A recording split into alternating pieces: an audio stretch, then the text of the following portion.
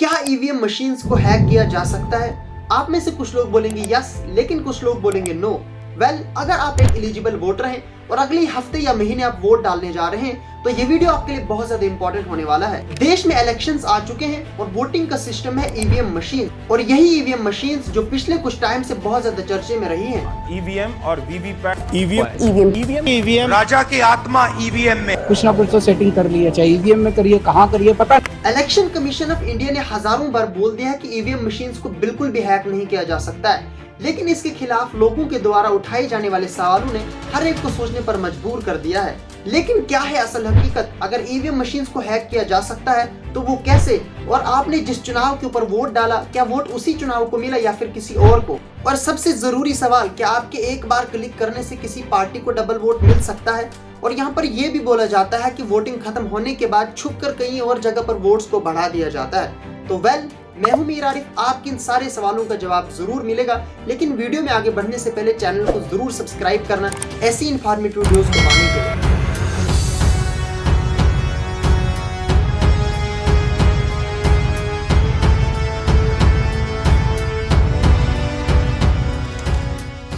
देखिए 970 million registered voters हैं India के अंदर, और अगर इनसे बैलेट पेपर के थ्रू वोटिंग कराई जाए तो जाहिर सी बात है करोड़ों बैलेट पेपर्स की जरूरत होगी, लाखों पेड़ काटे जाएंगे और हजारों लोग जो इनको काउंट करने के लिए इस्तेमाल होंगे। और इंडिया जहां पर इतनी ज्यादा पॉपुलेशन है और थोड़े ही टाइम में हमें कहीं ना कहीं चुनाव देखने को मिलते हैं, तो ये प्रोसेस थोड़ा सा कॉम्प्लिकेटेड हो जाता है। और इसी सब को इजी और सॉल्व करने के लिए ईवीएम मशीन्स का इस्तेमाल किया जाने लगा। ईवीएम यानी इलेक्ट्रॉनिक वोटिंग मशीन, जिससे यहाँ हमारे इंडिया के अंदर वोट कास्ट किए जाते हैं। इसके बेसिकली 3 पार्ट्स हैं। Number 1 balloting unit, number 2 VVPAT and number 3 control unit. सबसे पहले हम बात करते हैं बैलेटिंग यूनिट की।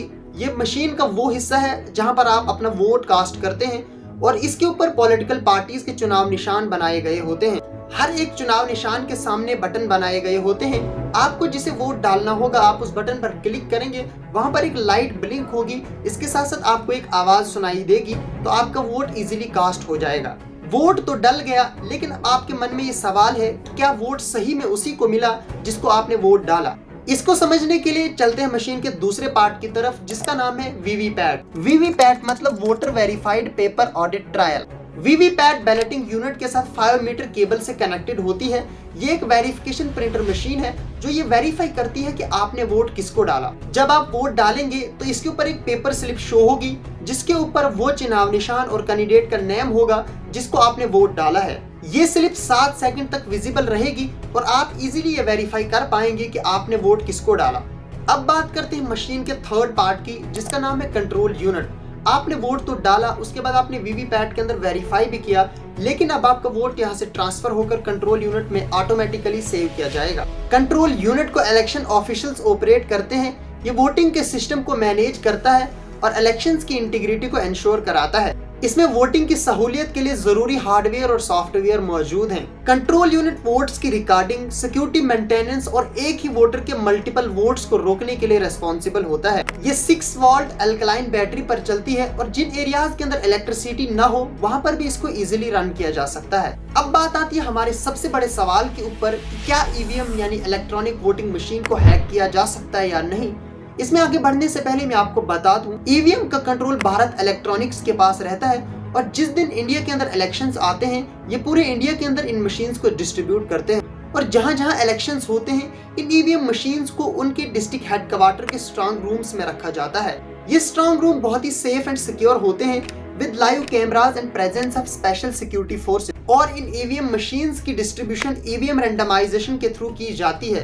रैंडमाइजेशन मतलब जितनी भी मशीन्स हैं उनको एक सीरियल नंबर अलॉट किया जाता है, और कौन से सीरियल नंबर वाली मशीन किस जगह पर जाएगी ये किसी को भी पता नहीं होता है। Computer randomly serial number select करता है और ये डिसाइड करता है कि कौन सी मशीन किस पोलिंग बूथ पर जाएगी। जब इन मशीन्स को एक बार स्ट्रांग रूम्स के अंदर रखा जाता है तो सभी पॉलिटिकल पार्टीज के रिप्रेजेंटेटिव्स, इलेक्शन ऑफिसर्स की मौजूदगी में इसको रखा जाता है। और एक बार जब इन मशीन्स को स्ट्रांग रूम्स के अंदर रखा जाता है और इनको लॉक किया जाता है, फिर कोई भी इनको खोल नहीं सकता है। जब इलेक्शंस की डेट आती है तो इन मशीन्स को इसी प्रोसेस के साथ अलग अलग कॉन्स्टिट्यूएंसीज के स्ट्रांग रूम्स में पहुंचाया जाता है, और जब फाइनली प्रॉपर सिक्योरिटी के साथ इन मशीन्स को डिफरेंट पोलिंग स्टेशंस पर पहुंचाया जाता है तो इन मशीन्स के ऊपर एक यूनिक आईडी होती है जिसके ऊपर एक पर्टिकुलर वोटिंग असाइन होती है, और जब मशीन्स वहां पर पहुंच जाती हैं तो तब पॉलिटिकल पार्टीज के रिप्रेजेंटेटिव और एग्जीक्यूटिव इस आईडी को मैच कराते हैं। अगर एक भी डिजिट जो है मिसमैच हुआ तो इस प्रोसेस को वहीं पर रोक दिया जाता है। और जब वोटिंग शुरू होती है इससे पहले इन मशीन्स का टेस्ट किया जाता है। जितने भी पॉलिटिकल पार्टीज के रिप्रेजेंटेटिव्स होते हैं उनको बुलाकर हर एक कैंडिडेट के सामने वोट डाला जाता है और वीवीपैट से वेरीफाई कराया जाता है। अगर एक भी एंट्री जो मिसमैच हुई तो ये सारा प्रोसेस यहीं पर रोक दिया जाता है। और अब यहाँ पर हमारे सबसे मेन डॉट की बात करते हैं कि क्या ईवीएम मशीन्स हैक हो सकती हैं, तो आंसर है नो, क्योंकि इसको हैक करना इम्पॉसिबल है। अगर हम इसके स्ट्रक्चर की बात करें तो इसमें ना कोई wifi, no outside connectivity, no Bluetooth और ना ही कोई इंटरनेट कनेक्टिविटी होती है। और इलेक्शन कमीशन ऑफ इंडिया ने 3 जून 2017 को सभी पॉलिटिकल पार्टीज को ये चैलेंज किया था कि जो भी ये कहते हैं कि इलेक्ट्रॉनिक वोटिंग मशीन को हैक किया जा सकता है वो दुनिया में से किसी भी एक्सपर्ट को लाए और इलेक्ट्रॉनिक वोटिंग मशीन को हैक करके दिखाए। लेकिन कोई भी पॉलिटिकल पार्टीज जो इस चैलेंज को एक्सेप्ट नहीं कर पाई थी। और यहाँ पर एक और सवाल सामने आता है कि अगर आप एक बार बटन दबाएंगे तो वहां पर किसी पॉलिटिकल पार्टी को 2 बार वोट मिलेगा, तो क्या ये बात सही है? तो आंसर है नो, क्योंकि जब आप बैलेट यूनिट के ऊपर वोट अपना कास्ट करेंगे और वीवीपैट के अंदर 2 बार वोट जो है वेरीफाई होगा तो इन दोनों की काउंटिंग जो मिसमैच हो जाएगी और vote at A time reject हो जाएगा। और यहाँ पर एक और सवाल आता है कि वोटिंग खत्म होने के बाद इन पर वोट्स को बढ़ाया जाता है। देखिए, जब वोटिंग खत्म हो जाती है तो जो पोलिंग ऑफिसर होता है वो सभी रिप्रेजेंटेटिव्स के सामने इस मशीन को सील करता है और हर एक रिप्रेजेंटेटिव उसको चेक भी करता है। और जब वोटिंग स्टार्ट होती है तो उस टाइम प्रिजाइडिंग ऑफिसर टाइम को नोट करता है और जब वोटिंग एंड होती है उस टाइम को भी नोट करता है, क्योंकि अगर इसके बाद कोई छेड़खानी हुई तो उसको टाइम के साथ पता लगाया जा सकता है। और जब वोटिंग एंड हो जाती है तो सेम इसी प्रोसेस के साथ with proper security in machines को डिस्ट्रिक्ट हेडक्वार्टर के स्ट्रांग रूम्स में पहुंचाया जाता है, जहां पर इनकी 24/7 लाइव रिकॉर्डिंग होती है जो कोई भी उसको इजीली देख सकता है। और काउंटिंग के दिन अगर किसी भी मशीन की सील ओपन होगी तो इस प्रोसेस को यहीं पर रोक दिया जाता है। अब बात करते हैं पॉलिटिकल पार्टीज के पर्सपेक्टिव से। देखिए, पॉलिटिकल पार्टीज जो हैं जहां पर इलेक्शंस जीती है वहां पर इनका कहना है कि ईवीएम बिल्कुल सेफ है, लेकिन जहां पर इलेक्शंस हार जाती है वहां पर ईवीएम को हैक किया गया होता है। तो ऐसा कुछ भी नहीं होता है। हर एक चीज को फैक्ट्स के साथ डिटरमाइन करना चाहिए और हर एक चीज को फैक्ट के आधार पर समझना चाहिए। तो आज की वीडियो बस यहीं तक थी। उम्मीद है आपको वीडियो पसंद आई होगी। वीडियो को लाइक और चैनल को जरूर सब्सक्राइब करना ऐसी इन्फॉर्मेटिव और इंटरेस्टिंग वीडियोस को पाने के लिए। तब तक के लिए टेक केयर।